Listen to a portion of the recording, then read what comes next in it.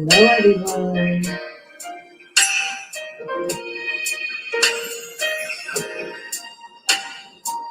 Thank you for joining me on today. My name is Elaine, and you're with Real Talk with Elaine. Today we're going to discuss the audacity of peace. But before we get started, let's just have a quick, if you don't mind coming in with me and worshiping with me a little bit. You are my peace. You are my peace. And I worship thee. You have delivered my soul when nobody was against me. And your promises you kept. That your word was said to be free.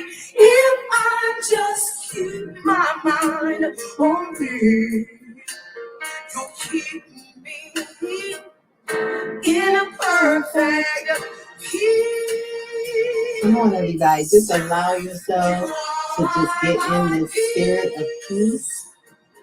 You are my peace. So often we allow ourselves to get caught up with our day-to-day stressors.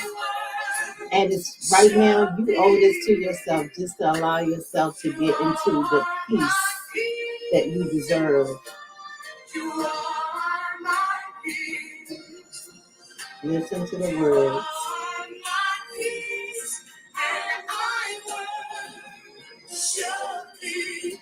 You have delivered my soul from the snare of the enemy. In the midst of my storm, you held and protected me. How many of you really need to be protected right now? How many of you need to be held right now? Allow yourself to just dwell in peace of God right now. Just dwell in his peace.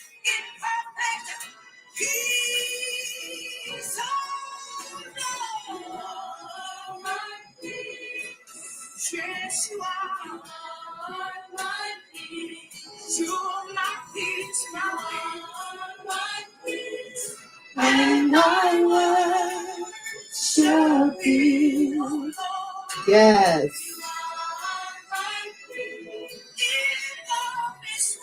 Oh, we're going to get to some discussion in a minute. But if you just do this for yourself, it will mean so much more to you later. You have delivered my soul from the snare of the enemy. Who's your enemy today? Who is your enemy? Is it your boss? Was it the man that was driving in front of you on your way home from work? Was it somebody in the store when you stopped there just to grab something for dinner? Who was your enemy on today? Just know you need peace from that enemy right now. Yes.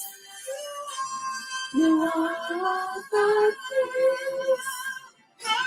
You are my peace. You are my peace. And I worship you. Yes. Come on, just dwell in his presence right now.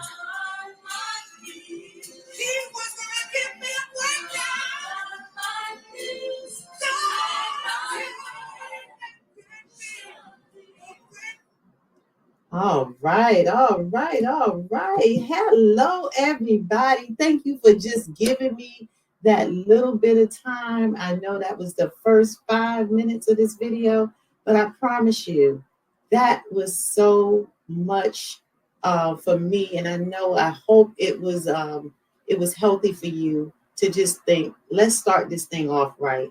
I can't start talking about peace without getting in a spirit of peace, because it's important for us to know that peace is everything. Peace is what drives all of our journeys right now. whatever journey you're on.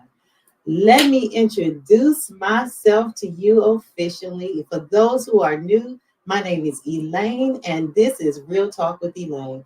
I have been a part of this YouTube journey with GLP medication since March 29th, 2024. Actually, I've been with YouTube a little longer, but just changed over and decided to get into this community where there's so many awesome people here who encourage one another, and we are just taking different kind of platforms that we are on this journey that we want to share with you. So thank you for joining me. I am currently on Manjaro, and I am taking 10 milligrams of Manjaro. So I have lost over 55 pounds now, because I just announced the other day that I did lose 1 pound after Thanksgiving. So those of you who were able to survive the Thanksgiving holiday and come out either sustained or with a loss, congratulations to you. I just want to say that because I was totally shocked, but I was happy, and it helped me to be even more encouraged to stay committed to what I'm doing on my journey. Well, so today you are here because this is the weekly Audacity series, which features every Tuesday on right here on Real Talk with Elaine channel. And today I decided I wanted to tap into the audacity of peace. So I'm sure all of you have your different variations of what peace means to you, and as I do. And I just wanted to deal with something a little bit more that I think is significant. I'm 56 years old, and I have 3 adult children. And this week has been really, this past week, since I saw you last Tuesday, has been really challenging with understanding how to navigate through peace. And some of these challenges came in the form of my adult children. And of course, I won't go into anything with detail with that, because for the sake of they're protecting them. But I think there are just some things that'll be relative to everyone as we look at how our journey goes forward when we're changing our perspectives on things. I think I said before, and I just want to just be real today, as this is Real Talk with Elaine. But I think I've said before that just, having things happen while we're on this medication, it kind of opens up your mind a little bit to um, and I don't know if it's because of the medication so much that it does challenge us. Like some people say, they don't drink as much, they don't do drugs, they don't shop as much. I know the shopping is definitely for me. I just don't like going into the stores. Whereas before, I was a very spontaneous shopper. Like I would just buy something just because I saw it, but that is not me anymore. So but some of the things I think it also causes us to do is just slow down a little bit. It helps us to slow down and think through things, and we just see things from a whole different lens. So I wanted to talk about the reason why I brought up the children piece, because like I said, that's been one of my struggles before I even started on this GLP1 Manjaro tirzepatide, which is the active ingredient in Manjaro and Zepbound.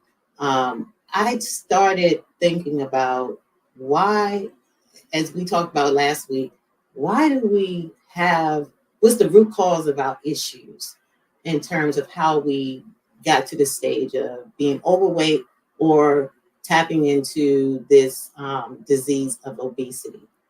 And some of the things I thought about over this past week was, gosh, the transition from my children, from being under our roof and being under our jurisdiction, should I say, to now being adults and having their own lives and making their own decisions. That has been a huge challenge for me. I have quite a few friends that, as I told you, I tap into my friend community and my support community quite often. And I have quite a few friends that I talk with about different challenges that go on with my raising my adult children. And they constantly tell me, Elaine, you gotta let go. You gotta let go. And we'll talk about that let go thing in a little bit. But I think that's a message that we all need to hear. I actually was very like a confirmation came to me this morning as I was watching another one of our GLP1 community content creators, and her name is well, her channel is Wait with Jazz, JAZ, and I saw her talk about something very similar this morning, and I was like, that was a confirmation because I was between two topics, is what I was going to come to you tonight on.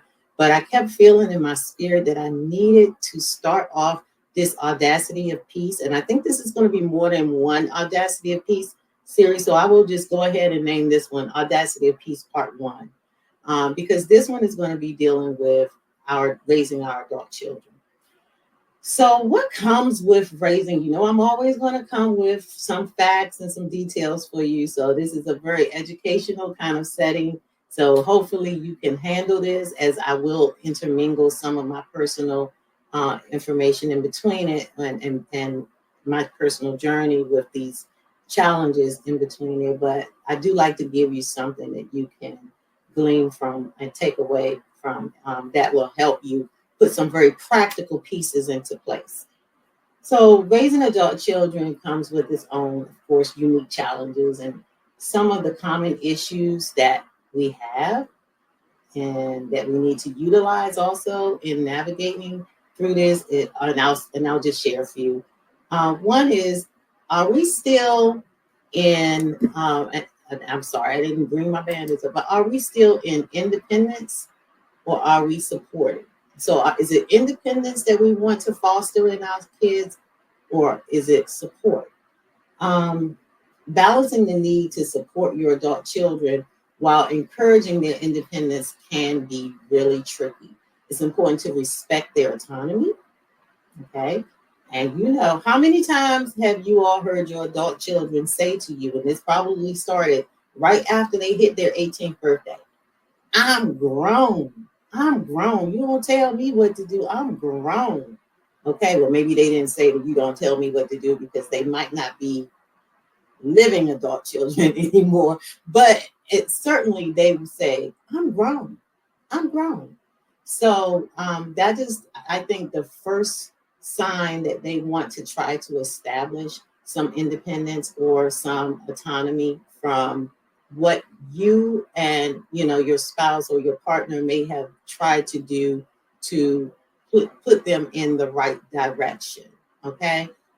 So this is a chance for them to kind of stretch their wings out a little bit and say, hey, I want to try some things the way that I think I should do it, or I want to try to stretch out and do this a little differently than what you've shared with me.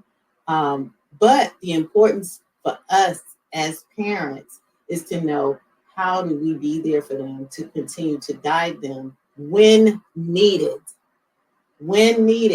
because they don't always need this. And let me tell you today, I need to have a choir robe on because I am preaching to the choir. Truly, I really looked around to see if I could find one of my kids' old graduation gowns or something, because they usually have all that crap they leave in the garage. But honestly, that's how I wanted to come to you today, because please understand, I am not coming here from a standpoint of I've grown beyond this. I am still in the midst of this challenge. But that last word I said, how do we guide them when needed? That is important for us to understand, that we cannot force ourselves on the decisions or whatever it is that our children may want to do. We can't force ourselves on that. That's just not going to happen, because it causes all other different types of emotions to rise up. So knowing the difference between how the independence versus support, letting them be independent and knowing when it's important for us to intervene and provide support. Next, boundaries. Oh, that's a word I heard a lot in the past 2 weeks from one of my adult children. Again, I'm not going to mention any specific names to protect their anonymity, okay? But I promise you, that's a word I've heard in the past 2 weeks. And I thought, okay, you want boundaries, do you? You want boundaries. Well, boundaries is very important because it establishes respect between the parent and the child. And I had to find this out the hard way because I have crossed boundaries. Have you? Have you done that? Have you crossed boundaries ever with your children? And you feel bad. You really feel bad with your adult children. Let me just say this, because anyone in living under my roof and I'm paying for you to live here, and I'm paying, and you coming down in my kitchen at night and feeding yourself and going in and out as you please. No, then there ain't no boundaries there. I'm sorry. So we're gonna make this clear. I'm talking about children who are clearly away from the home. If you still living in my home, we have very limited boundaries, like very, very limited boundaries. But for those who are out of the home and living on their own, making their own living, living in their own environment, as we used to say, they have their own roof over their head, then there should be some boundaries. But boundaries does include things like living arrangements. So even if you do have adult children in your home, there are still some things that we have to understand that they're still an adult. And like I said, it's very limited, especially if they eat my food. Yeah, that's kind of limited for me. But clear communication about what the expectations are that you have with these adult children, that can help us prevent a lot of conflicts. So, for example, we can say, I like my door locked by midnight, but you have a 22-year-old son or daughter who's living at home, and they may say, well, I wanted to go out and mingle with some friends, and they didn't come in until 1 o'clock. Well, without having that clear communication that, hey, this is what I like in my home. I like to have my door locked so that when I go to sleep at night, I know that my house is secure. And I don't know if you're going to come back and you're going to be a little wasted, and you might walk in here and leave my door completely unlocked.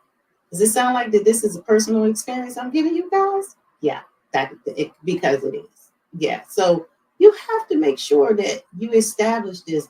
And I realized that afterwards, after I did not establish, when after this happened, this particular thing happened, I said I didn't establish that as a boundary.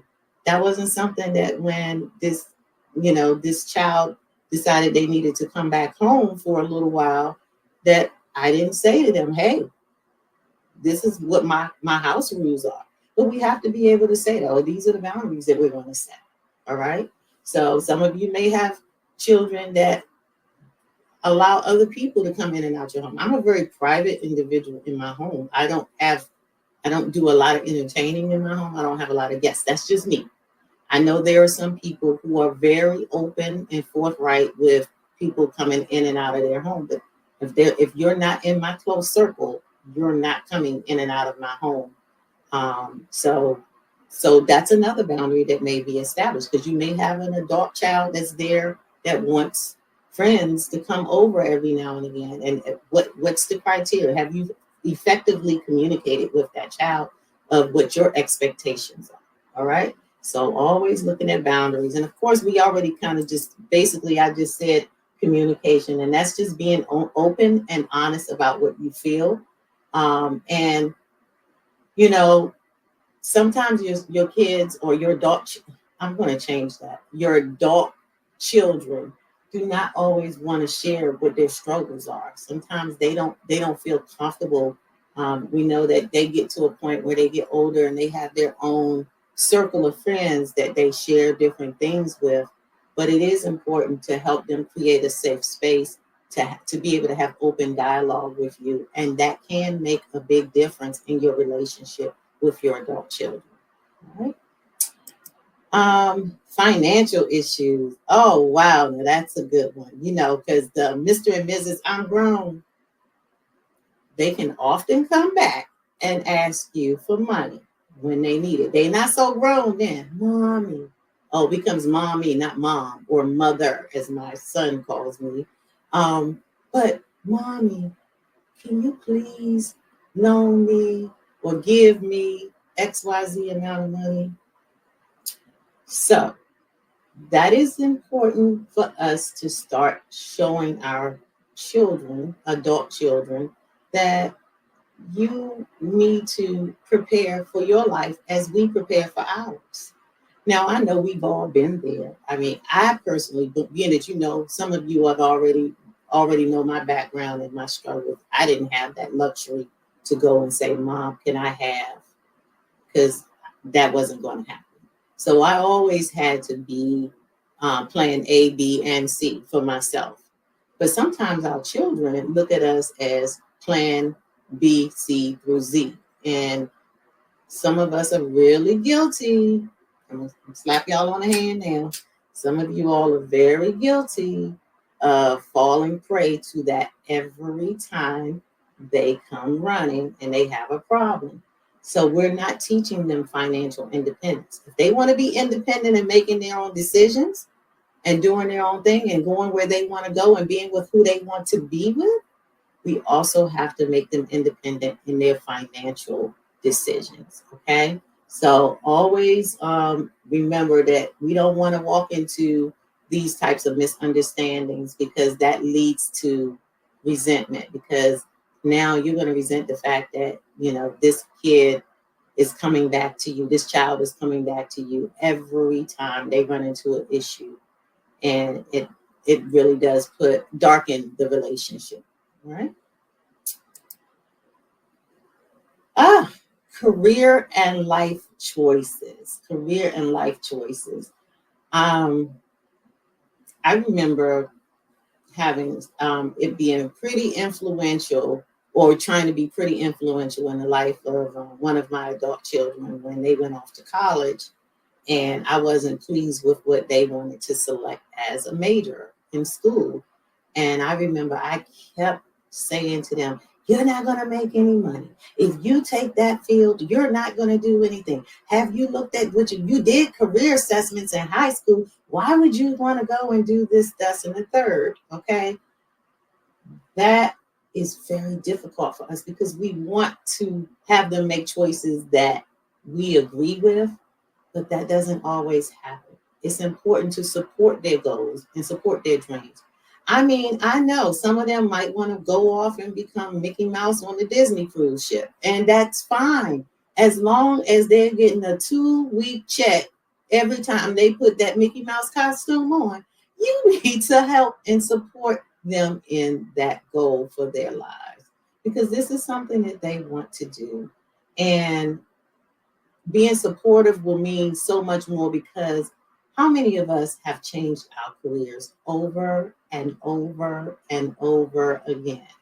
Even though we may have, started working right after high school, we may have started working at McDonald's and we were the best fry maker that you could ever find in the history of McDonald's. Okay. But after a while, we started seeing, and we were exposed to other things. Our environment is huge. People who influence us are huge. And we start looking at other ways that we can grow and develop in our careers. Your children, your adult children will do the same thing. Trust me. Trust me. I have seen that happen with my adult children, starting off thinking they were going to take one trajectory of their career. And then next thing I know, they met someone, they were influenced by them positively, and they thought, hey, here's the way I'm going to go now. And it worked out really well for them. Okay. The next one, relationship dynamics. Oh, wow. I guess I should say, maybe I'd say save the one of the best for last. Relationship dynamics. As your children form their own relationships, families, and trying to navigate through these dynamics are very complex.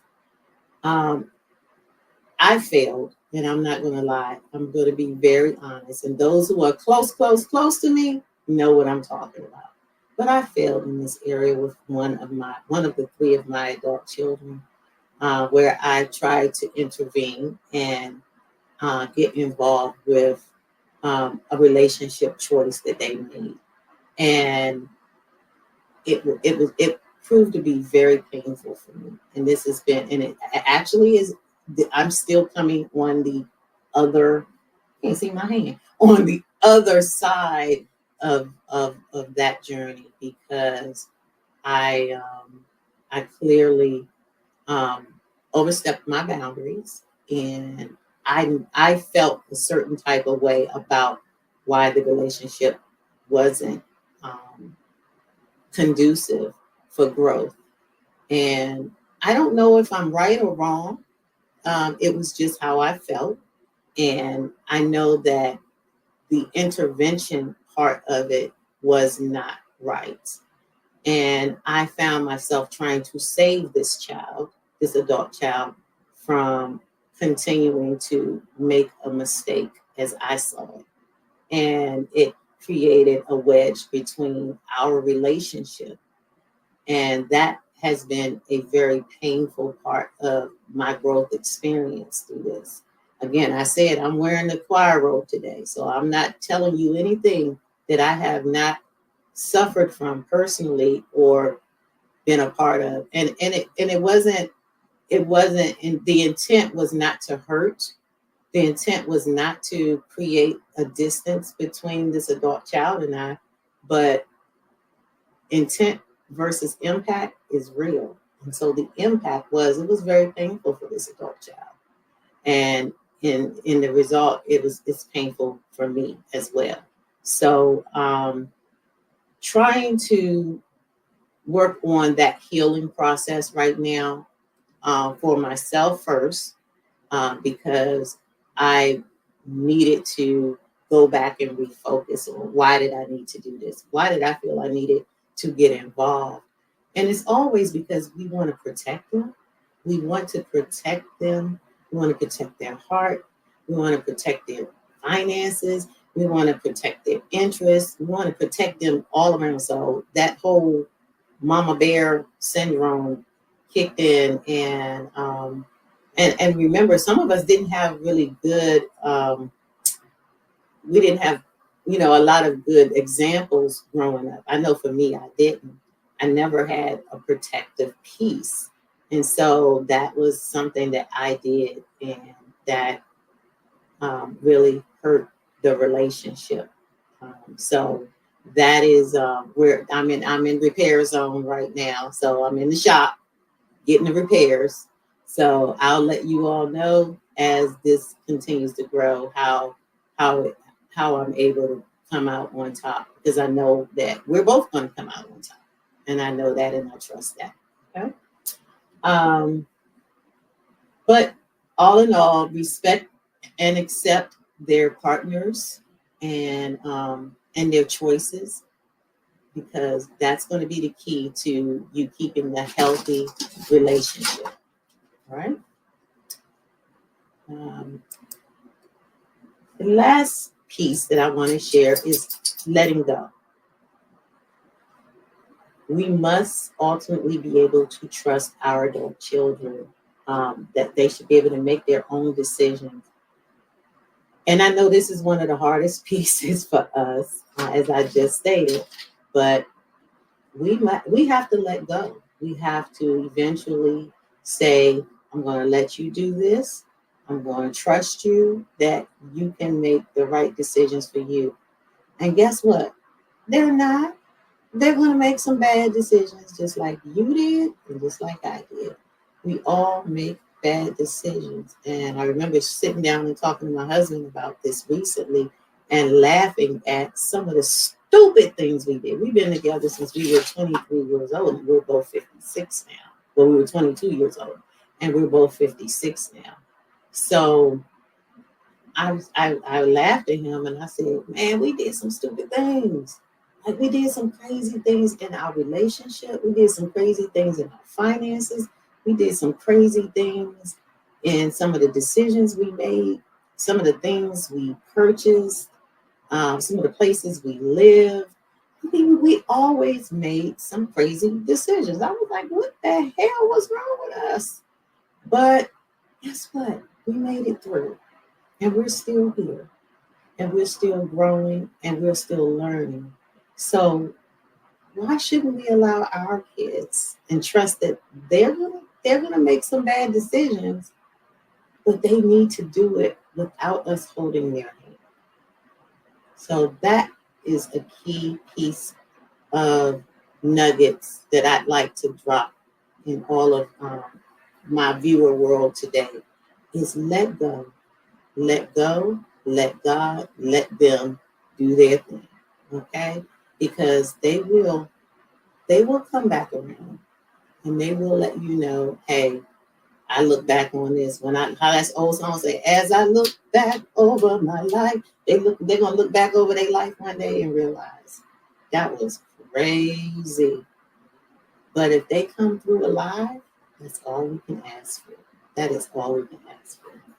So it's a learning process for everyone involved when we are going through raising adult children. But all we can do is just, as a good friend of mine told me, and she read it in a book, and I'll try to find the book to put it in the description because I haven't purchased it yet because I know it's going to step on my toes for sure, but I am going to get it. But she said, let them go and just leave the welcome mat out. Because the one thing that my children always know is they can always come back home. If they need to talk to me, if they need to have, a shoulder to cry on, if they need someone to provide them with guidance. And wait till they ask you for it. That's the problem. We don't wait. We look at them, we hear their problems, and they be tricking us because they tell you what's going on, and you start getting sunk in, and you start listening, and you get sunk in. And then when you go to say, well, you should do this, then it's like, you're trying to run my life. You're trying to tell me what to do. Don't do it. Don't fall for the okie doke. Just let go. Let them do what they need to do and leave the welcome mat down. I hope this has helped someone today because it certainly has helped me. I tell you, I wish I had that choir roll because I'm telling you, I am blessed by what I've heard. And this is the only thing that you can do to protect your peace while raising adult children. You must allow them to raise themselves.